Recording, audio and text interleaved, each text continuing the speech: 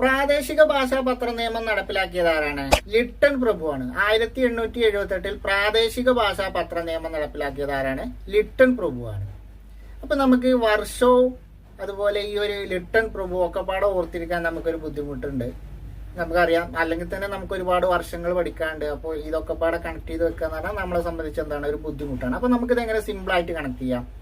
നമ്മൾ സാധാരണ എണ്ണുമ്പോൾ എന്താണ്, 8 കഴിഞ്ഞാൽ 9 ആണ്, 9 കഴിഞ്ഞാൽ 10, അങ്ങനെ 1 മുതൽ അങ്ങനെ ക്രമത്തിലാണല്ലോ നമ്മൾ എണ്ണുക. അപ്പൊ നമ്മൾ 8 കഴിഞ്ഞിട്ട് 7 എണ്ണുന്നവനെ നമ്മൾ ചെറുപ്പത്തിലൊക്കെ നമ്മൾ തമാശയിൽ പറയും, എടാ പൊട്ട, 8 കഴിഞ്ഞാൽ 7 അല്ല 9 ആണെന്നുള്ള ലെവലിൽ നമ്മൾ എന്ത് ചെയ്യും, അങ്ങനെ തമാശയിൽ അവരെ കളിയാക്കും.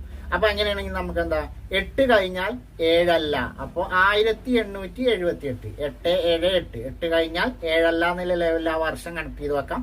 എടാ പൊട്ട, 8 കഴിഞ്ഞാൽ 7 അല്ല, എടാ പൊട്ട എന്നുള്ളതിൽ നമുക്ക് എങ്ങനെയാ ലിട്ടൺ എന്ന് കണക്ട് ചെയ്ത് വെക്കാം.